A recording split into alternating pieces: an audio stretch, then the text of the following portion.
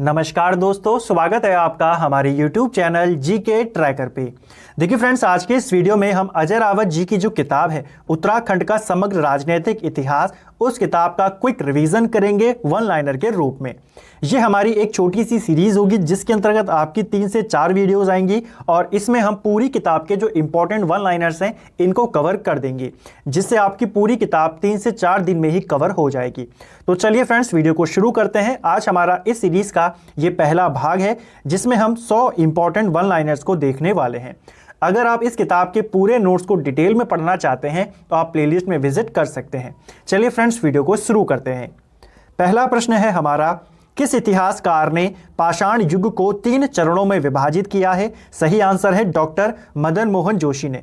Doctor Madan Mohan Joshi ने जो पाषाण युग है इसको निम्न पुरा पाषाण काल, मध्य पुरा पाषाण काल और उच्च पुरा पाषाण काल में विभाजित किया है। दूसरा प्रश्न है, निम्न पुरा पाषाण युग के उपकरणों की खोज किसने की थी? तो जो निम्न पुरा पाषाण युग है, इस युग के जो उपकरण हैं इनकी खोज केपी नौटियाल और यशोधर मठपाल ने करी है। दोनों नाम आपको ध्यान रखने हैं, ठीक है। अगला प्रश्न है, लाखों उडियार की खोज किसने और कब करी थी? देखिए, लाखों उडियार की खोज जो है यहाँ एमपी जोशी ने करी 1968 में। कई बार लाखों उडियार को लेकर प्रश्न पेपर में पूछा जा चुका है, तो आपको ध्यान रखना है लाखों उडियार ये आपके अल्मोड़ा में है, सुयाल नदी के तट पर। इसकी खोज एमपी जोशी ने करी 1968, इसका सही आंसर है। 1963 जो है वो गलत आंसर है, ठीक है। 1968 में इसकी खोज होती है। लाखों उडियार से जो हमें चित्र मिले हैं इनका मुख्य विषय क्या है? तो मुख्य विषय है सामूहिक नृत्य, ठीक है। और यहाँ का जो शिलाश्रय है, जो पूरा उडियार है, इसका आकार कैसा है? तो ये नागफनी के आकार का है और लाखों उडियार को राज्य का सर्वोत्तम शिलाश्रय कहा जाता है। तो अगर आपको प्रश्न बने उत्तराखंड का सर्वोत्तम शिलाश्रय कौन सा है, तो वो है लाखों उडियार। एक और फैक्ट आपको याद रखना है लाखों उडियार को लेकर के कि लाखों उडियार को प्रागैतिहासिक काल का सर्वप्रथम खोज ये किसने माना? तो ये माना है यशवंत सिंह कटौच ने। नेक्स्ट है हमारा, चमोली का किमनी गांव किस घाटी में स्थित है? देखिए, जो ये किमनी गांव है यहां से हमें सफेद रंग के शैलचित्र मिले हैं और यह गांव चमोली के पिंडर घाटी में स्थित है, ठीक है। नेक्स्ट है, फड़कानौली और पेटसाल शिलाश्रय की खोज किसने करी थी? देखिए, फड़कानौली शिलाश्रय और पेटसाल शिलाश्रय इन दोनों को लेकर प्रश्न पेपर में आ चुका है। इन दोनों की खोज यशोधर मठपाल ने करी। ये दोनों शिलाश्रय आपके अल्मोड़ा में हैं। फड़कानौली शिलाश्रय की खोज 1985 में हुई और पेटसाल शिलाश्रय 1989 में खोजा गया, ठीक है। किसने खोजा? यशोधर मठपाल ने। अगला प्रश्न है, ग्वारख्या उडियार कहाँ स्थित है? देखिए, जो ग्वारख्या उडियार है ये आपके चमोली के डुंगरी गांव में स्थित है, ठीक है। कौन सी नदी के तट पर है? तो अलकनंदा नदी के तट पर आपका जो ग्वारख्या उडियार है ये स्थित है। इसको लेकर 2 बातें आपको ध्यान रखनी है। पहली चीज कि यहाँ पर मनुष्य को त्रिशूल आकार में दिखाया गया है, एक ये पॉइंट आपको ध्यान रखना है। और दूसरा मोस्ट इंपॉर्टेंट कि इस गुफा को, ये जो ग्वारख्या उडियार है, इसे फेमस करने का जो श्रेय जाता है वो राकेश भट्ट को जाता है, ठीक है। तो दोनों बात आपको याद रखना है। लोकेशन भी क्यों इंपॉर्टेंट है? तो यहां पे मनुष्य को त्रिशूल आकार में दिखाया गया है, ठीक है। चलिए, नेक्स्ट है, लोईथाप के शिलाश्रयों में किस रंग का इस्तेमाल हुआ है? देखिए, लोईथाप से भी हमें शिलाश्रय मिले हैं। लोईथाप आपके अल्मोड़ा जिले में स्थित है और यहाँ के जो शिलाश्रय हैं इनमें लाल रंग का इस्तेमाल हुआ है। जैसे हमने ऊपर पढ़ा कि किमनी गांव चमोली से हमें सफ़ेद रंग के शिलाश्रय मिले हैं, ऐसा ही आपको प्रश्न बन सकता है कि लाल रंग के शिलाश्रय कहाँ से मिले हैं? ये लोईथाप से मिले हैं, ठीक है। अगला है, उत्तर काशी के पुरोला कस्बे से मिला काले रंग का आलेख किस लिपि में लिखा गया है? तो उत्तर काशी से हमें एक काले रंग का आलेख मिला जो कि शंख लिपि में लिखा गया है और इस लिपि को अभी तक पढ़ा नहीं गया है, ठीक है। नेक्स्ट है, 8 ताम्र मानव आकृतियां किस स्थान से प्राप्त हुई हैं? तो जो हमें 8 ताम्र मानव आकृतियां मिली हैं ये पिथौरागढ़ के बनकोट से मिली हैं। ये आपको ध्यान रखना है, ठीक है। सही आंसर क्या है? पिथौरागढ़ का बनकोट। तो ये आपका सही आंसर है। नेक्स्ट है, पश्चिमी रामगंगा घाटी में कपमार्क्स की खोज किसने करी थी? तो देखिए, पश्चिमी रामगंगा घाटी में जो कपमार्क्स की खोज करी, यह खोज भी यशोधर मठपाल के द्वारा की गई। ठीक है, इसके अलावा अगर देवीधुरा या जसकोट पूछे तो वहां पर यह खोज MP जोशी ने करी। अगर गोपेश्वर के नजदीक पूछे या फिर पश्चिमी नयार घाटी पूछे, ठीक है, अगर नयार घाटी पूछे तो फिर यशवंत सिंह कटोच आंसर होगा। तो तीनों नाम आपको याद रखना है, किसने कहां से खोज करी यह भी आपको ध्यान रखना है। अगला प्रश्न है, द्वाराहाट के किस मंदिर से कपमार्क्स मिले हैं? तो द्वाराहाट का एक मंदिर है चंद्रेश्वर मंदिर, और इस मंदिर से हमें कपमार्क्स मिले हैं। इंपॉर्टेंट प्रश्न है, ध्यान रखना है कि द्वाराहाट का कौन सा मंदिर है जहां से हमें कपमार्क्स मिले हैं? चंद्रेश्वर मंदिर। वर्ष 1953 में बहादुराबाद में खुदाई किसके नेतृत्व में की गई थी? देखिए, जो बहादुराबाद जो कि हरिद्वार में है, यहाँ पे 1953 में खनन करवाया गया, खुदाई करवाई गई। किसके नेतृत्व में करवाई गई? तो यज्ञदत्त शर्मा के नेतृत्व में हरिद्वार के बहादुराबाद में खुदाई करवाई गई 1953 में। ठीक है, यहाँ पे ये खुदवाई 1953 में क्यों करवाई गई? तो देखिए, 1951 में यहाँ से बहादुराबाद से ताम्र उपकरण मिले थे। तो पूछा जा सकता है हरिद्वार के बहादुराबाद में जो ताम्र उपकरण है, इनकी खोज कब हुई? तो ये 1951 में मिले थे, इसीलिए 1953 में यहां पे प्रॉपर खुदाई करवाई गई थी। ठीक है, नेक्स्ट है, मलारी ग्राम में शवदान की खोज किसने और कब करी थी? तो ये क्वेश्चन पेपर में पूछा जा चुका है। मलारी गांव जो कि आपके चमोली जनपद में है, यहां से शवदान की खोज शिव प्रसाद डबराल ने करी 1956 में। ये आपको ध्यान में रखना है। ठीक है, इसी मलारी गांव से हमें 2001 में 5.2 kg का स्वर्ण मुकुट भी मिला है। इसी मलारी गांव से हमें 2001 में मानव कंकाल भी मिला है। ठीक है, और यहीं से 1983 में एक पशु कंकाल भी मिला था। ये सारी बातें आपको ध्यान रखनी है। नेक्स्ट है, पश्चिमी रामगंगा घाटी में शवदानों की खोज किसने करी? अभी हमने ऊपर पढ़ा कि पश्चिमी रामगंगा घाटी में कपमार्क्स हो चाहे शवदान पूछे, इनकी खोज यशोधर मठपाल ने ही करी है। ठीक है, किस ग्रंथ में उत्तरकुरु शब्द का प्रयोग किया गया है? तो उत्तराखंड के लिए उत्तरकुरु शब्द किसमें कहा गया है? ऐत्रेय ब्राह्मण में कहा गया है। यह क्वेश्चन भी इंपॉर्टेंट है, पूछा जाता है। अगला प्रश्न है, कौशितकी ब्राह्मण के अनुसार वाक देवी का निवास स्थान कहाँ है? तो कौशितकी ब्राह्मण के अनुसार जो बद्रिका आश्रम है, ये किसका निवास स्थान है? वाक देवी का निवास स्थान है, पूछा जा सकता है। ठीक है, एक और चीज, जो ये बद्रिका आश्रम है, यहीं पर जो व्यास जी थे, ठीक है, व्यास जी ने यहीं पर षष्टिलक्ष्य संहिता की रचना भी करी थी। ये भी आपको ध्यान रखना है। ठीक है, अगला है, समस्त तीर्थों का शिरोमणि और समग्र पापों का विनाशक किस तीर्थ को कहा गया है? तो समस्त तीर्थों का शिरोमणि और समग्र पापों का विनाशक देवप्रयाग को कहा गया है। यह आपको ध्यान में रखना है। अगला प्रश्न है, शिवजी ने किस स्थान पर तपस्या करी थी? यह क्वेश्चन भी पेपर में पूछा गया है। हालांकि इसको थोड़ा सा घुमा के पूछा गया था कि जो जागेश्वर धाम है ये किस देवता को समर्पित है? तो जो जागेश्वर है ये भगवान शिव को समर्पित है। जागेश्वर में ही भगवान शिव ने तपस्या करी और यहीं पर भगवान कार्तिकेय का जन्म भी होता है। ठीक है, नेक्स्ट है, महाभारत के किस पर्व में पांडवों की बद्रीनाथ की यात्रा का उल्लेख किया गया है? देखिए, पांडवों ने बद्रीनाथ धाम की यात्रा करी, इसकी जानकारी हमें महाभारत के वन पर्व से मिलती है। ये आपको ध्यान में रखना है। अगला है, महाभारत के किस पर्व में उत्तर कुरु और दक्षिण कुरु का वर्णन मिलता है? तो उत्तर कुरु और दक्षिण कुरु, इन दोनों का वर्णन हमें महाभारत के आदि पर्व में मिलता है। ठीक है, तो दोनों बातें आपको ध्यान रखनी है। वन पर्व में पांडवों की बद्रीनाथ यात्रा का उल्लेख है और जो आदि पर्व है उसमें उत्तर कुरु और दक्षिण कुरु, इन दोनों के बारे में हमें जानकारी मिलती है। ठीक है, चलिए नेक्स्ट है, महाभारत के सुबाहुपुर की पहचान वर्तमान किस स्थान से की जाती है? तो कहा जाता है महाभारत में जिस सुबाहुपुर का वर्णन किया गया है वो वर्तमान में श्रीनगर है। ठीक है, तो राइट आंसर क्या होगा? श्रीनगर हमारा सही आंसर होगा। अगला है, किस वंश के इतिहास का एकमात्र स्रोत उनकी मुद्राएं हैं? सही आंसर है कुलिंद वंश।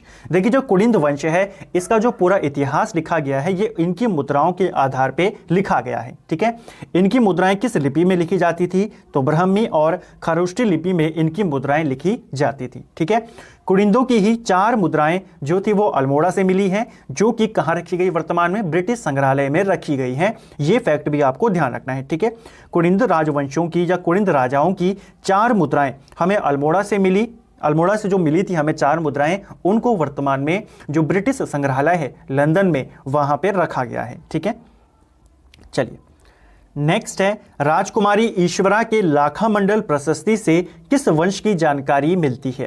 देखिए जो लाखामंडल प्रशस्ति लेख है ये किसका है, ये राजकुमारी ईश्वरा का है, और इससे हमें जो यदुवंशी है इनके बारे में जानकारी मिलती है। ठीक है, जो यदुवंशी राजा थे, जो यादव वंश था, उसके बारे में हमें जानकारी मिलती है।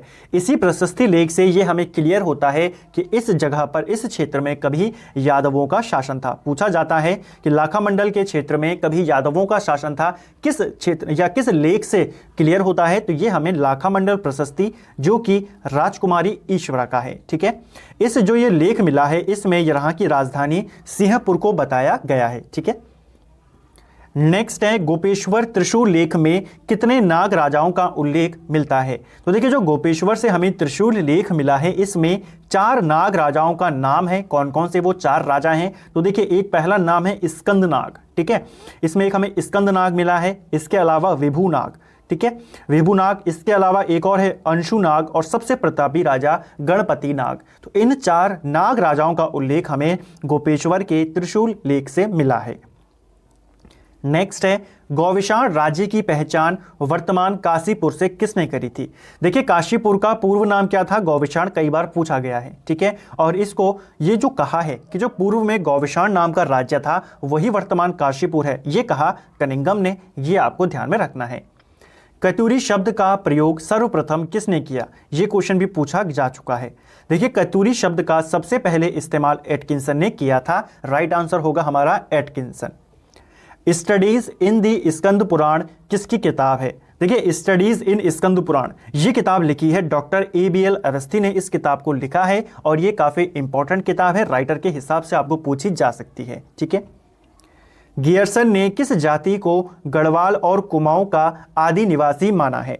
देखिए गियर्सन ने जो गढ़वाल और कुमाऊं का आदि निवासी माना वो किरातों को माना है। ठीक है, लेकिन अगर आपको शिव प्रसाद डबराल के अनुसार पूछेगा तो शिव प्रसाद डबराल ने उत्तराखंड के जो आदि निवासी माने वो कोल को माना है। तो आपको दोनों याद रखने हैं, गियर्सन ने किरातों को माना और शिव प्रसाद डबराल ने कोलों को माना। ठीक है, नेक्स्ट है, आर्यों ने किरातों को क्या कहा था। देखिए जो आर्य थे इन्होंने किरातों को शूद्र कहकर संबोधित किया था। तो आपको ध्यान रखना है आर्यों के द्वारा किरातों को क्या कहा गया, इन्होंने किरातों को शूद्र कहा था। ठीक है, अगला प्रश्न है, किरातों और अर्जुन के मध्य युद्ध किस स्थान पर हुआ था। देखिए किरातों और अर्जुन के बीच में युद्ध हुआ विल्लव केदार नामक जगह पर। यह जगह आपके श्रीनगर के समीप है और इसे शिव प्रयाग के नाम से भी जाना जाता है। यहीं पर अर्जुन और किरातों के बीच युद्ध हुआ था। ठीक है, कहा जाता है कि जो किरातों के नेता माने जाते हैं, किरातों के नेता वो शिव को माना जाता है। ठीक है, तो शिव के झंडे के तले ही इन्होंने यहाँ पे अर्जुन के साथ युद्ध किया था। ठीक है, नेक्स्ट है, शिव प्रसाद डबराल के अनुसार उत्तराखंड के आदि निवासी कौन है। तो अभी हमने अब ऊपर बात करी, शिव प्रसाद डबराल ने उत्तराखंड के आदि निवासी कोल को माना है। किस जाति में मृतकों की समाधि में उनकी प्रिय वस्तु रखने की प्रथा थी। सही आंसर है शक जाति में। ठीक है, जो उत्तराखंड के अंदर आप जानते हैं शकों ने भी शासन किया और शकों में ही ये प्रथा प्रचलित थी कि जब किसी की मृत्यु हो जाए तो उसकी समाधि में उसकी प्रिय वस्तु भी रखी जाए। अगला प्रश्न है, अशोक चल के किस शिलालेख में उसे खस देश का राजा कहा गया है। अशोक चल ने भी गढ़वाल के ऊपर आक्रमण किया और इसको खस देश का राजा बोध गया शिलालेख में कहा गया है, ये आपको ध्यान रखना है। कतूरी राजाओं की या कतूरियों की शीतकालीन राजधानी किस स्थान पर स्थित थी। देखिए कतूरी शासकों की जो शीतकालीन राजधानी है ये ढिकुली के निकट स्थित थी। नेक्स्ट है, एटकिंसन के अनुसार आसन और वासन क्या थे। ये क्वेश्चन भी पेपर में पूछा जा चुका है। देखिए एटकिंसन के अनुसार जो ये आसन और वासन है ये कतूरी राजाओं के नाम है। तो ये आपको ध्यान में रखना है कि आसन वासन क्या है, ये कतूरी राजाओं के नाम है। कतूरी वंश का संस्थापक कौन था। कतूरी वंश का संस्थापक था बसंत देव। ठीक है, तो ये आपको ध्यान रखना है, कतूरी वंश का संस्थापक कौन है, बसंत देव है। इसके बारे में हमें जानकारी कहाँ से मिलती है कि कतूरी वंश का ये संस्थापक है। तो देखिए बागेश्वर से एक शिलालेख मिला है, बागेश्वर शिलालेख जो कि त्रिभुवन राज का है और उसमें यह उल्लेख किया गया है कि कतूरी वंश का जो संस्थापक है वो बसंत देव है। अगला प्रश्न है, कतूरी कार्तिकेयपुर नरेशों के अब तक कुल कितने अभिलेख मिले हैं। देखिए कार्तिकेयपुर हो या कतूरी दोनों एक ही वंश है। ठीक है। इन्हीं कार्तिकेयपुर राजाओं के लिए सबसे पहले जो कतूरी शब्द गढ़ा था वो एटकिंसन ने पढ़ा था, जैसे हमने ऊपर देखा। कार्तिकेयपुर नरेशों के अभी तक कुल 8 अभिलेख मिले हैं। इन अभिलेखों की जो लिपि है ये कुटिला लिपि है। सबसे ज्यादा अभिलेख किसके मिले हैं? तो सबसे ज्यादा अभिलेख जो कतूरी वंश का सबसे प्रतापी राजा है ललित सूरदेव, उसके मिले हैं। ठीक है, तो ये भी आपको ध्यान रखना है। किस कतूरी राजा ने गढ़वाल और कुमाऊं का एकीकरण किया था? तो गढ़वाल और कुमाऊं का एकीकरण यानी कि पूरे उत्तराखंड का एकीकरण करने का जो प्रयास किया था ये इष्टगण देव ने किया था। ठीक है, तो ये भी आपको ध्यान में रखना है। नेक्स्ट है, कतूरी शासन काल में गिरिद्वारों के रक्षक को क्या कहते थे? गिरिद्वारों का जो रक्षक होता था कतूरी शासन काल में उसे घटपाल कहते थे। ठीक है, जो सीमाओं के रक्षक होते थे उन्हें प्रांतपाल कहते थे, और जो अपराधियों को पकड़ता था उसे दंड दोष प्राधिक कहते थे। ठीक है, तो ये भी आपको ध्यान रखना है। जो गिरिद्वारों का रक्षक है उसे घटपाल, जो सीमाओं का रक्षक है उसे प्रांतपाल, और जो अपराधियों को पकड़ेगा उसे दोष प्राधिक कहते थे। नेक्स्ट है, कतूरी शासन काल में भूमि की नाप करने वाले को क्या कहते थे? तो कतूरी शासन काल में जो भूमि की माप करता था उसको प्रभातार कहते थे। ठीक है, कतूरी काल में कर अधिकारी कौन थे? तो जो कर अधिकारी होते थे, टैक्स ऑफिसर होते थे, वो कौन थे? तो वो थे भोगपति और शौल्किक। ठीक है, तो ये आपको ध्यान रखना है। आपको सीधा पूछेगा कतूरी शासन काल में शौल्किक क्या होता था? तो ये आपका एक टैक्स ऑफिसर होता था। ठीक है, और भोगपति। कतूरी काल में पशुओं से दूध आदि प्राप्त करने वाले को क्या कहते थे? तो जो पशुओं से दूध आदि प्राप्त करता था उसे आभीर कहते थे। ये भी आपको ध्यान रखना है। ठीक है, सीधा पूछा जा सकता है कि कतूरी शासन काल में पशुओं से दूध आदि निकालने वाले को क्या कहते थे? आपको ऑप्शन दे देगा, शौल्किक कहते थे, भोगपति कहते थे, प्रभातार कहते थे, क्या कहते थे? तो उसे आभीर कहते थे। अगला है, किंगडम ऑफ नेपाल पुस्तक किसकी है? देखिए, किंगडम ऑफ नेपाल जो ये किताब है इसको लिखा है फ्रांसिस हैमिल्टन ने, और एक और किताब है report on Kumaon and Garhwal, इस किताब को लिखा है डब्ल्यू फ्रेजर ने।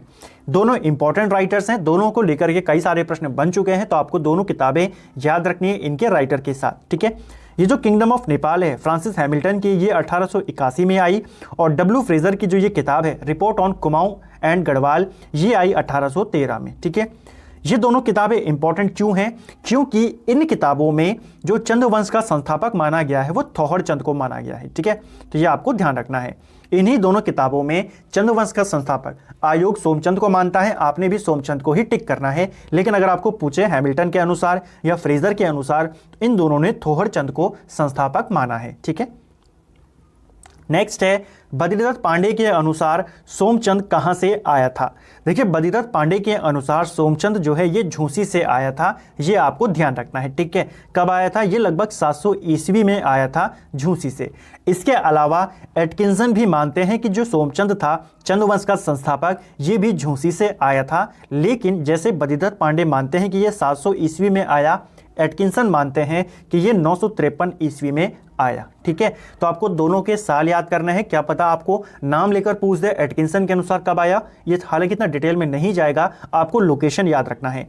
झूसी से आने का जो समर्थक माने जाते हैं एटकिंसन भी मानते हैं ये झूसी से आया, बद्रीदत्त पांडे भी मानते हैं झूसी से आया। लेकिन अगर हम बात करें अजय सिंह रावत क्या मानते हैं, तो अजय सिंह रावत का कहना है जो सोमचंद है ये कन्नौज से आया था 1025 ईस्वी में। ठीक है, तो आपको तीनों के नाम और तीनों के जो साल हैं और जो उनकी लोकेशन है वो याद रखनी है।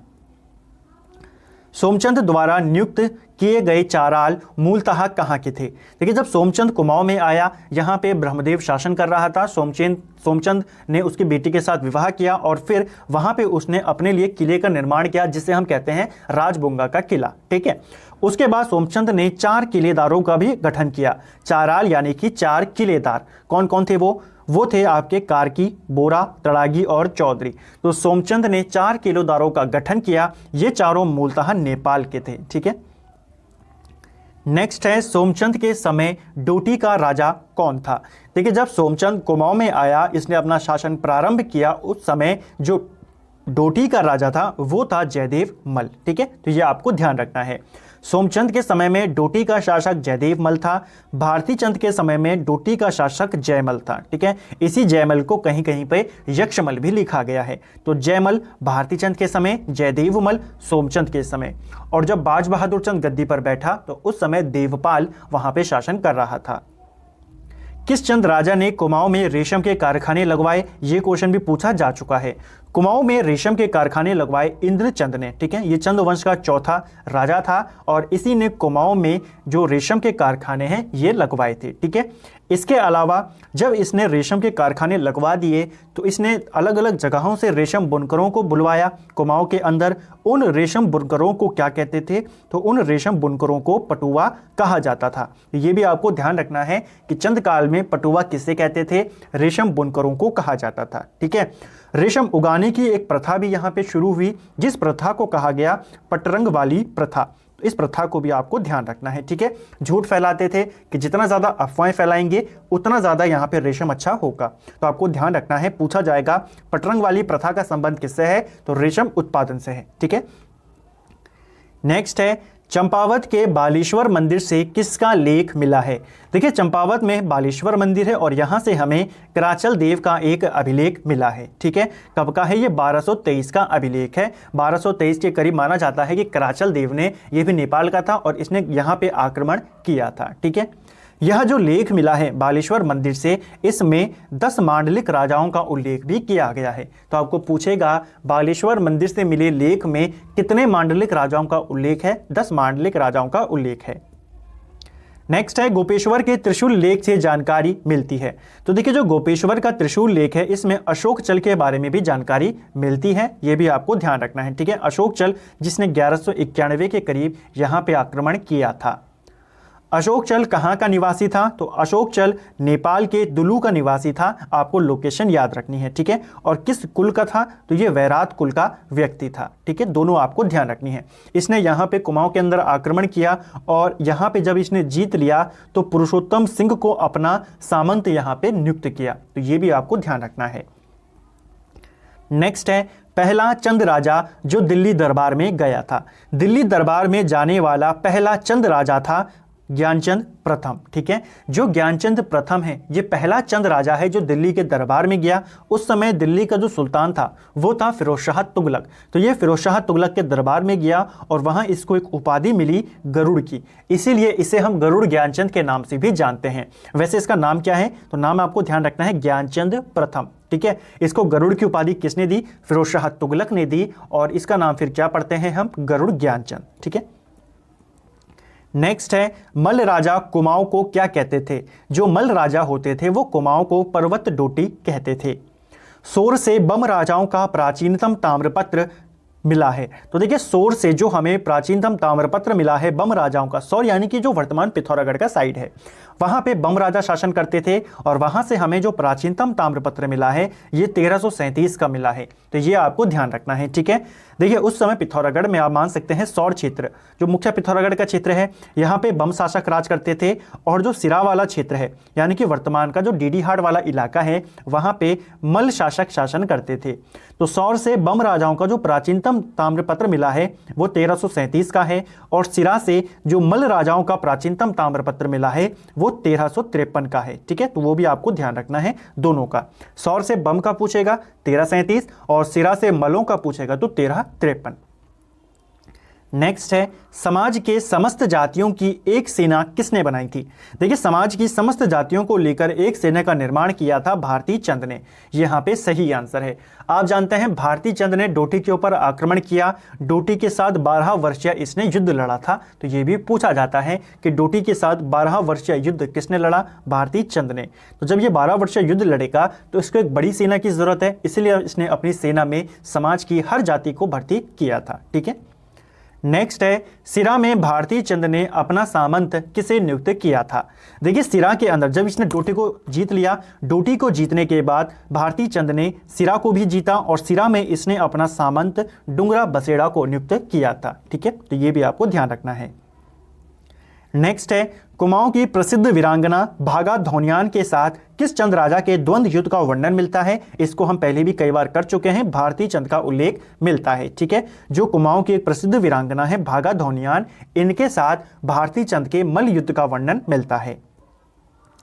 नेक्स्ट है रुद्रचंद के समय तराई पर आक्रमण किया था। देखिए जब रुद्रचंद गद्दी पर बैठा उस समय तराई के ऊपर किसने आक्रमण किया, हुसैन खान ने आक्रमण किया था। इसका पूरा नाम था हुसैन खान टुकड़िया, ठीक है। तो इसने आक्रमण किया। नेक्स्ट है अल्मोड़ा का मल्ला महल किसने बनवाया था? अल्मोड़ा का मल्ला महल ये बनवाया है रुद्रचंद ने, ये आपको ध्यान में रखना है, ठीक है। इंपॉर्टेंट क्वेश्चन है, पेपर में पूछा गया प्रश्न है। नेक्स्ट है रुद्रचंद और अकबर की भेंट कब और कहां हुई थी? देखिए रुद्रचंद और अकबर की बीच भेंट होती है, यह भेंट लाहौर में हुई 1588 में। जैसा हमने ऊपर पढ़ा कि तराई पर आक्रमण किया था हुसैन खान टुकड़िया ने। हुआ क्या, कुछ टाइम के बाद हुसैन खान जो टुकड़िया था उसकी मृत्यु हो गई, क्योंकि वो अकबर का एक सेना नायक था। जब हुसैन खान की मृत्यु हो गई, रुद्रचंद ने तराई के ऊपर आक्रमण कर दिया और तराई को अपने कब्जे में ले लिया। जब अकबर को यह बात पता चली तो अकबर ने सेना भेजी। अकबर की जब सेना आई, इधर से रुद्रचंद की सेना गई, वहां पर रुद्रचंद ने जो अकबर का सेनापति था उसको कहा कि पूरी सेना को आपस में नहीं लड़ाते हैं, हम दोनों आपस में मल्लयुद्ध करते हैं, जो जीता तराई उसका। तो यहाँ पे रुद्रचंद ने जो अकबर का वो सेनापति था उसको हराया। अकबर को जब ये बात पता चली तो अकबर काफी ज्यादा प्रभावित हुआ रुद्रचंद से, और फिर इसने रुद्रचंद को बुलावा भेजा। तब ये रुद्रचंद इसको मिलने के लिए गया 1588 में लाहौर में, ठीक है। नेक्स्ट है न्योवाली और बिश्तावली नामक कचहरियां किसके शासनकाल में बनी थी? देखिए जो दो कचहरियां हैं न्योवावली और बिश्तावली, इन दोनों का जो निर्माण हुआ था ये लक्ष्मी चंद के शासनकाल में हुआ था, ठीक है। जो न्योवावली आपकी कचहरी थी यानी कि कोर्ट थी, ये सामान्य जनता के लिए थी, ठीक है। जो ये न्योवावली है, जो नॉर्मल जनता है, आम जनता है, उनके लिए कोर्ट था। और जो ये बिश्तावली है, जो सैनिक होते थे उस समय, ये उनके लिए बनाया गया था, ठीक है। तो आपको दोनों ध्यान रखना है। आपको पूछेगा लक्ष्मी चंद के शासनकाल में सामान्य जनता के लिए कौन सी कचहरी बनाई गई? तो न्योवावली, सैनिकों के लिए बिश्तावली, ठीक है। इसके अलावा लक्ष्मी चंद ने 1602 में जो बागनाथ मंदिर है उसका जीर्णोद्धार भी करवाया था। तो ये भी आपको ध्यान रखना है, लक्ष्मी चंद से जुड़ा हुआ फैक्ट है। लक्ष्मी चंद को ही लखूली बिराली के नाम से भी जाना जाता है। कतूरी राजकुंवरों के गढ़ मनीला गढ़ पर किस चंद राजा ने हमला किया था? देखिए ये काफी इंपॉर्टेंट प्रश्न है। देखिए जो कतूरी राजकुमार थे, इनका एक प्रसिद्ध गढ़ था मनीला गढ़। इसके ऊपर आक्रमण कर दिया बाज बहादुर चंद ने, ठीक है। जब इसने यहाँ पे आक्रमण कर दिया तो यहाँ से जो कतूरी थे ये भागे गढ़वाल की तरफ, और इन्होंने गढ़वाल की सीमा पे जो लूट थी उसको मचाना शुरू कर दिया, यानी कि वहां पे आते, हमला करते और लूटपाट करके फिर चले जाते। इस चीज को बाद में खत्म किया तीलू रौतेली ने, ठीक है। जब ये लगातार गढ़वाल की सीमा पे आक्रमण कर रहे थे कतूरी, इनको यहां से खदेड़ा तीलू रौतेली ने, ठीक है। तो तीलू रौतेली किसके समकालीन थी? बाज बहादुर चंद के समकालीन थी। नेक्स्ट है मंदिरों के खर्च के लिए दी जाने वाली भूमि को क्या कहते थे? मंदिरों के खर्च के लिए जो भूमि दान में दी जाती थी उसे गूंठ भूमि कहते थे, ठीक है। इसके अलावा इसे विष्णुप्रीति भूमि भी कहते थे, ठीक है। तो विष्णुप्रीति या गूंठ भूमि किसको कहते थे? वह भूमि जो मंदिरों को उनके खर्च चलाने के लिए दान में दी जाती थी। ताम्रपत्रों में किसे लठोला राठ कहा गया है? तो लठोला राठ ये कहा गया है सदानंद जोशी को, ये आपको ध्यान रखना है। किस चंद राजा ने अपने दरबार को मुगलों की तरह बनाने का प्रयास किया था? तो मुगल शासकों की तरह अपने दरबार को बनाने का प्रयास किया बाज बहादुर चंद ने, ठीक है। तो ये आपको ध्यान में रखना है। बाज बहादुर चंद मुगलों से काफी ज्यादा प्रभावित था, औरंगजेब का समकालीन था, और इसने अपने दरबार को मुगलों के दरबार की तरह बनाने का प्रयास किया था। नेक्स्ट है बाज बहादुर चंद द्वारा बनवाया गया एक हथिया देवाल कहाँ स्थित है? देखिए एक हथिया देवाल, इसका निर्माण बाज बहादुर चंद ने करवाया और ये पिथौरागढ़ में स्थित है, ठीक है। इसकी जो बनावट है, इसकी बनावट को जो एलोरा का कैलाश मंदिर है उसकी बनावट के समान माना जाता है। तो ये भी आपको ध्यान रखना है, ठीक है। नेक्स्ट है नेपाल की ग्रीष्मकालीन राजधानी कहाँ थी? देखिए नेपाल की जो ग्रीष्मकालीन राजधानी है ये है अजमेरगढ़, और नेपाल की जो शीतकालीन राजधानी है ये है जुराइल दीपाइल। दोनों आपको ध्यान रखनी है। क्यों इंपॉर्टेंट है? क्योंकि एक चंद राजा आएगा उद्योग चंद, ठीक है। कहीं पे उद्योग चंद लिखा है, कहीं पर इसे उद्योग चंद लिखा है, तो दोनों एक ही व्यक्ति हैं, ठीक है। उद्योग चंद ने पहले नेपाल की ग्रीष्मकालीन राजधानी पे हमला किया। जब यहां से नेपाल का राजा भागा अपनी शीतकालीन राजधानी पे, उद्योग चंद ने फिर यहां पर भी आक्रमण किया। तो नेपाल की दोनों राजधानियों जुराइल दिराई और अजमेरगढ़ दोनों पे आक्रमण किया था उद्योग चंद ने, ठीक है। नेक्स्ट है इतिहासकार रुद्रचंद पंत ने किस चंद राजा को तपस्वी शासक कहा था? देखिए एक इतिहासकार है रुद्रचंद पंत, इन्होंने जो उद्योग चंद है इसे तपस्वी शासक कहा था। ये आपको ध्यान में रखना है, ठीक है। इंपॉर्टेंट प्रश्न है, पूछा जा सकता है। नेक्स्ट है चंद्रवंश का स्वर्ण काल किसके काल को माना जाता है? चंद्रवंश का जो स्वर्ण काल माना जाता है वो जगत चंद के शासन काल को माना जाता है। ठीक है, तो जगत चंद था, इसी के शासन काल को चंद्रवंश का स्वर्ण काल माना जाता है। ठीक है, नेक्स्ट है हमारा जुआरियों पर कर लगाने वाला चंद राजा कौन था? देखिए, कौन सा चंद राजा था जिसने जुआ खेलने के ऊपर टैक्स लगाया था? वो था जगत चंद। जगत चंद के बारे में कहा जाता है कि इसी के शासनकाल में जो तराई क्षेत्र था वहां से 9 लाख रुपए की आमदनी होती थी।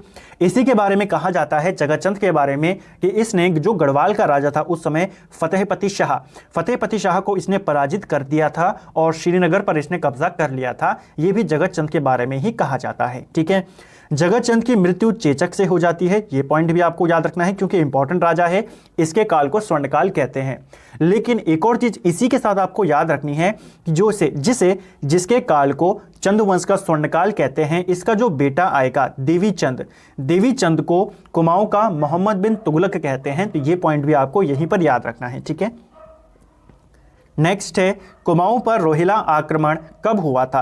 देखिए, ये क्वेश्चन भी पेपर में पूछा जा चुका है। कुमाऊं के ऊपर जो रोहिला आक्रमण हुआ ये 1743-44 में हुआ था। ठीक है, कल्याण चंद के शासन काल में, जिसमें उसकी मदद करी थी प्रदीप शाह ने। ठीक है, तो ये भी आपको ध्यान रखना है। ये जो रोहिला आक्रमण हुआ किसके नेतृत्व में हुआ था? तो अली मोहम्मद खान, इसके नेतृत्व में जो रोहिला थे इन्होंने कुमाऊं के ऊपर आक्रमण किया था। नेक्स्ट है अल्मोड़ा में घर घर पूजे जाने वाले देवता कौन है? देखिए, अल्मोड़ा में घर घर पूजे जाने वाले देवता हैं गंगनाथ देवता, ये आपको ध्यान रखना है। नेवारी और खसकुरी क्या है? तो नेवारी और खसकुरी ये एक नेपाली भाषाएं हैं। ठीक है, दोनों आपको ध्यान रखनी क्या है, ये नेपाली भाषाएं हैं। गोरखाओं ने किस जाति की बहादुरी से प्रभावित होकर उन्हें सुब्बा की उपाधि दी थी? सही आंसर है राई जाति। देखिए, गोरखा जो थे वो राई जाति की बहादुरी से काफी ज्यादा प्रभावित थे और उन्होंने फिर इस जाति को सुब्बा की उपाधि दी थी। सूर्यवंश का विद्रोही खवास खां किस चंद शासक के समय में कुमाऊं में आया था? देखिए, सूर्यवंश का विद्रोही था खवास खां और ये कुमाऊं में आया माणिक चंद के शासन काल में, ये आपको ध्यान में रखना है। ठीक है, उस समय दिल्ली का सुल्तान कौन था या दिल्ली पर कौन गद्दी पर बैठा हुआ था? इस्लाम शाह। ठीक है, इस्लाम शाह गद्दी पर बैठा हुआ था। सूर्यवंश यानी कि शेरशाह सूरी का वंश चल रहा था और ये वहां से विद्रोह कर भाग कर कुमाऊं में आया, जिसको शरण किसने दी? माणिक चंद ने। ठीक है, गंगोली हाट के कालिका मंदिर से 300 तांबे के सिक्के कब मिले थे? देखिए, गंगोली हाट का जो कालिका मंदिर है यहां से हमें 300 तांबे के सिक्के मिले 1982 में। किन चंद राजाओं के ताम्रपत्र में रुपए और पैसे का उल्लेख मिलता है? तो देखिए, चंद राजा जिनके ताम्रपत्रों में रुपए और पैसे के बारे में जानकारी मिलती है यह है लक्ष्मी चंद और जगत चंद। ठीक है, हालांकि यहाँ पे रुपए और पैसे का उल्लेख मिलता है, इस बात का उल्लेख नहीं मिलता कि इनकी अपनी कोई मुद्रा रही होगी। आप जानते हैं भारत के इतिहास में रुपए का प्रचलन शेरशाह सूरी ने शुरू किया था और वही बाद में मुगलों ने भी चलाया और इसके शासनकाल में यानी कि इनके शासनकाल में भी रुपए ही यहाँ पे देखने को मिलते थे। ठीक है, नेक्स्ट है मूनाकोट ताम्रपत्र किस चंद राजा का है? देखिए, मूनाकोट ताम्रपत्र में चंदों के जो टैक्स प्रणाली थी यानी कि जो अलग अलग टैक्स थे इनकी जानकारी मूनाकोट ताम्रपत्र से मिलती है, जो कि किसका है? लक्ष्मी चंद का है। ठीक है, नेक्स्ट है चंद काल में महल को क्या कहते थे? चंद शासन काल में महल को चौमहल कहा जाता था। चंद काल में लगान का हिसाब किताब रखने का कार्य कौन करता था? चंद शासन काल में जो लगान का हिसाब किताब करता था उसे कोटाल कहते थे। ठीक है, नेक्स्ट है चंद काल का कुख्यात कारागार कौन सा था? देखिए, चंद काल में जो फेमस जेल थी उनकी उस समय कौन सी थी? वो थी सिराकोट का किला। सिराकोट का किला एक कुख्यात जेल के रूप में प्रसिद्ध था चंद शासन काल में। ठीक है, और जो दीपचंद था जिसको मोहन चंद ने गद्दी से उतारा, दीपचंद को इसी किले में कैद किया गया था और इसी किले में दीपचंद की मृत्यु भी हुई थी। ठीक है, ये वही दीपचंद है जिसको बाद में ललित शाह जब कुमाऊं के ऊपर आक्रमण करेगा और अपने बेटे प्रद्युमन शाह को दीपचंद का ही दत्तक पुत्र बनाकर कुमाऊं की गद्दी पर बैठाएगा। ठीक है, तो इस दीपचंद की मृत्यु भी कहां हुई? सिराकोट के किले में। चंद काल में जमीन को क्या कहते थे? जो चंद शासन काल में जमीन को थात कहा जाता था और जो जमीन का मालिक होता था उसे थातवान कहा जाता था। इंपॉर्टेंट फैक्ट है, आपको ध्यान रखना है। नेक्स्ट है चंद काल में नदी के पुलों पर लगने वाला कर कौन सा था। देखिए चंद शासन काल में जो पुलों के ऊपर टैक्स लगता था उसे जूलिया कर कहते थे, ठीक है, जूलिया, या इसी टैक्स को सांगा कर भी कहते थे। तो आपको पूछेगा जूलिया या सांगा टैक्स कैसा टैक्स है, तो ये नदियों के पुलों के ऊपर लगता था, ठीक है, यानी कि अगर आपको वो जो पुल है उसका इस्तेमाल करना है तो आपको टैक्स देना पड़ेगा, ठीक है। इसके अलावा कुछ इंपॉर्टेंट कर है, इनको जल्दी से रिवाइज कर लेते हैं। सिरती कर ये एक प्रकार का नगद टैक्स था, आपको नगद चुकाना पड़ता था, ठीक है। कूद क्या था, कूद नगद के बदले दिया गया अनाज था, यानी कि अगर आप नगद टैक्स नहीं दे पाते हैं, आप नगद के बदले कुछ अनाज देते हैं तो उसे कूद कहा जाता था। युद्ध के समय मांगा टैक्स लिया जाता था सेना के लिए, ठीक है। कटक ये सेना के लिए लिया जाता था। सुयुक कर जो राजा के सेवक होते थे उनके लिए लिया जाता था, मिजाहरी कामगारों के लिए, और बजनिया कर जो होते थे, ये जो कर था बजनिया राजा के जो नर्तक होते थे उनके लिए लिया जाता था, ठीक है। नेक्स्ट है नाली का सर्वप्रथम प्रयोग किसने किया था। देखिए जो नाली शब्द है इसका सर्वप्रथम प्रयोग हमें तमिल साहित्यों में देखने को मिलता है, और अगर हमें बात की जाए चंद्रवंश में सबसे पहले इसका उल्लेख किसने किया है, तो कल्याण चंद्र के द्वारा नाली शब्द का उल्लेख किया गया है। पमार वंश का संस्थापक कनकपाल कहां से आया था। देखिए कनकपाल जो था ये पमार वंश का संस्थापक है और ये धार नगरी गुजरात से आया है। ये क्वेश्चन आपको ध्यान रखना है, पेपर में पूछा गया है, ठीक है। ज्यादातर जो इतिहासकार है वो यही मानते हैं कि कनकपाल जो है वो धार नगरी गुजरात से आया था, ठीक है, जिसमें आपके हरिकृष्ण रतूड़ी आते हैं, भक्त दर्शन आते हैं, एटकिंसन आते हैं, सबका यही मानना है। हालांकि एक इंपॉर्टेंट राइटर है, उनका नाम आपको याद रखना है, राय बहादुर पातीराम, ठीक है। इनको लेकर भी कई बार प्रश्न पूछा गया है। पातीराम की एक फेमस किताब है गढ़वाल एंशिएंट एंड मॉडर्न, ठीक है, जो इन्होंने इंग्लिश लैंग्वेज में लिखी है, और इस किताब में इन्होंने कहा है कि जो कनकपाल है ये मालवा से आया था, ठीक है। तो खाली इनका नाम आपको याद रखना है। पातीराम के अनुसार कनकपाल कहां से आया था, मालवा से आया था। नेक्स्ट है पवार राजाओं की कुल देवी कौन थी। पवार शासकों की जो कुल देवी है वो है राजराजेश्वरी देवी, ठीक है, और इन्हीं का एक मंदिर देवलगढ़ में बनवाया किसने, अजयपाल ने बनवाया था, ठीक है।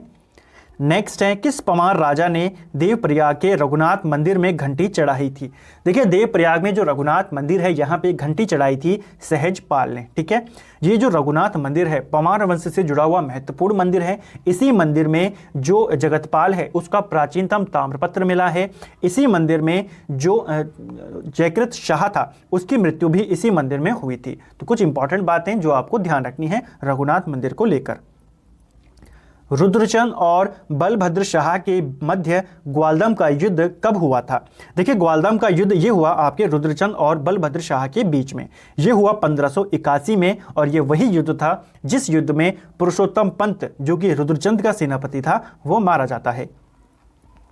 विलियम फिंच ने किस पवार राजा के बारे में कहा था कि वह सोने की बर्तन में खाता है। ये कहा था उसने मान शाह के बारे में, ठीक है।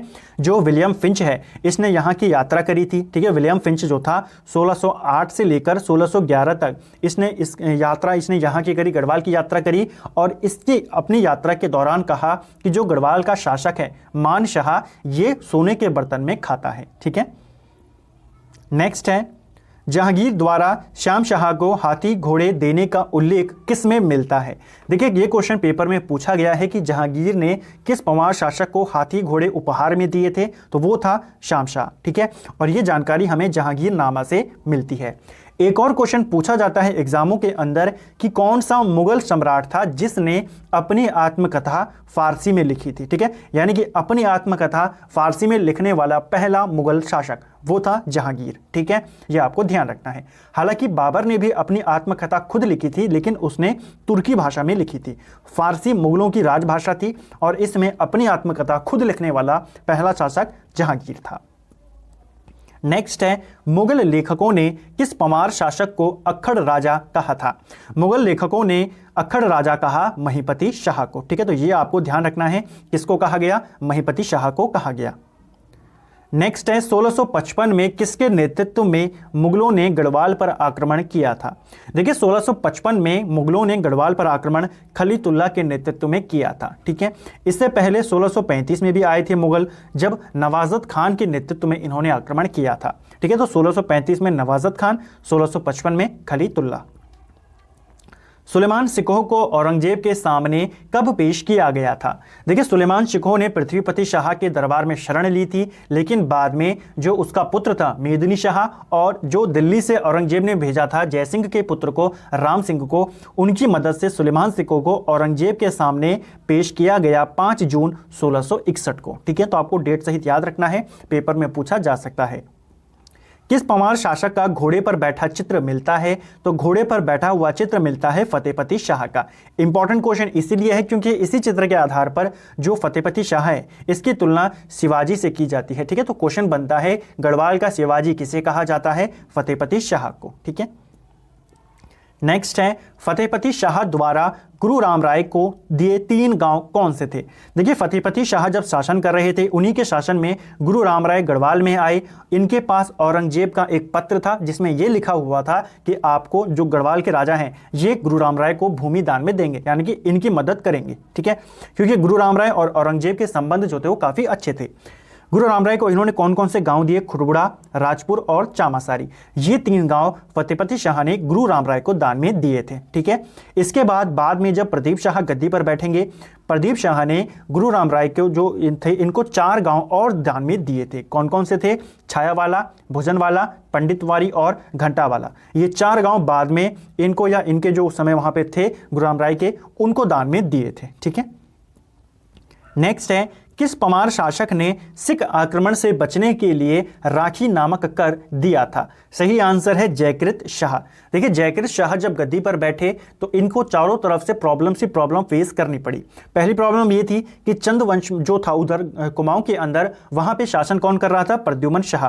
वो लगातार इनको और ज़्यादा परेशान करे जा रहा था कि इनका टैक्स को लेकर कुछ चल रहा था। ये कह रहे थे जयकृत शाह कि जो कुमाऊं है वो इनके पिता ललित शाह ने जीता है, तो प्रद्युमन चंद को टैक्स देना पड़ेगा। और ये इधर से मतलब इन दोनों के बीच में काफ़ी ज़्यादा लड़ाइयाँ चल रही थी।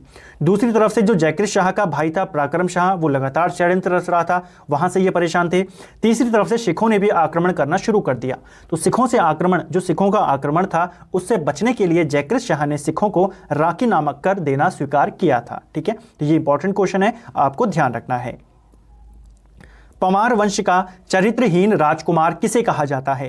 देखिए, पमार वंश का चरित्रहीन राजकुमार पराक्रम शाह को कहा जाता है। ठीक है, क्योंकि ये लगातार षड्यंत्र रचे जा रहा था, पहले जयकृत शाह के लिए और फिर बाद में जब प्रद्युमन शाह गद्दी पर बैठे तो प्रद्युमन शाह के लिए भी लगातार षड्यंत्र रचे जा रहा था पराक्रम शाह। प्रद्युमन शाह और गोरखों के मध्य खुरबुड़ा का युद्ध कब हुआ था? देखिए, गोरखाओं और प्रद्युमन शाह के बीच ये अंतिम युद्ध था जो कि खुरबुड़ा के मैदान में हुआ। खुरबुड़ा का मैदान देहरादून में है। ठीक है, और यह युद्ध 14 मई 1804 में हुआ। इसी युद्ध में प्रद्युमन शाह शहीद हुए और गढ़वाल पर भी गोरखाओं का पूर्ण अधिकार हो गया। नेक्स्ट है गोरखाओं द्वारा कुमाऊं पर आक्रमण कब किया गया? देखिए, गोरखाओं ने कुमाऊं पे आक्रमण किया 1790 में। 1790 में हवाला बाग के युद्ध में इन्होंने लड़ाई वहां पे और उन्होंने कुमाऊं पे आक्रमण कर दिया, कुमाऊं को जीत लिया। ठीक है, तो ये आपको ध्यान रखना है। चंद राजा कौन था उस समय? महेंद्र चंद, जो कि अंतिम चंद राजा था। इसको एक छोटे से युद्ध में इन्होंने पराजित किया और कुमाऊं के ऊपर आक्रमण कर दिया। गोरखाओं द्वारा प्रथम सूबा किसे नियुक्त किया गया था? गोरखाओं ने जब कुमाऊं पे आक्रमण किया, कुमाऊं को जीत लिया, तो पहला सूबा नियुक्त किया सूबा जोगामल को। ठीक है, तो गोरखाओं द्वारा पहला सूबा किसे नियुक्त किया गया था? ये जोगामल को नियुक्त किया गया था। ठीक है, हाल ही में एक पेपर में पूछा गया अंतिम सूबा कौन था, तो अंतिम सूबा था बमशाह। ठीक है, नेक्स्ट है और आज का अंतिम प्रश्न है, गोरखाओं ने गढ़वाल पर पहला आक्रमण कब किया? देखिए, 1790 में गोरखाओं ने कुमाऊं जीता। 1791 में अगले ही साल इन्होंने गढ़वाल पे आक्रमण किया और लंगूरगढ़ तक ये बढ़ चुके थे। ठीक है, लेकिन लंगूरगढ़ के आगे ये नहीं आ पाए। उसके बाद यहाँ पे संधि हो जाती है, लंगूरगढ़ की संधि प्रद्युमन शाह और गोरखाओं के मध्य में। तो ये आपको ध्यान रखना है। आक्रमण पहली बार इन्होंने 1791 में किया था गढ़वाल के ऊपर, हालांकि ये जीत नहीं पाए थे। तो फ्रेंड्स, ये थे हमारे कुछ इंपॉर्टेंट वन लाइनर्स जो हमने देखा, और ये जो 100 क्वेश्चन थे, इन 100 क्वेश्चन को कवर करने के बाद जो आपकी अजय रावत जी की बुक है उसके शुरुआत के लगभग 3 चैप्टर आपके कवर हो गए एक सिंगल वीडियो के अंदर। तो उम्मीद करता हूँ आपको वीडियो पसंद आया होगा। वीडियो अगर आपको पसंद आई है, वीडियो को लाइक करें, शेयर करें, चैनल पर अगर नए हैं तो सब्सक्राइब करें और साथ ही बेल आइकन को प्रेस करके आप जो नोटिफिकेशन है उनको प्राप्त कर सकते हैं। वीडियो में कमेंट करके ज़रूर बताएं आपको वीडियो कैसा लगा, और साथ ही अपने रिवीजन को करते रहें। कोई भी नई चीज़ को अब ना पढ़ें, क्योंकि एग्जाम में अब केवल 3 से 4 दिन है। जो आपने पढ़ा है उसी को और मजबूत करें, नई चीज़ों की तरफ अब ना चलें। Thank you friends.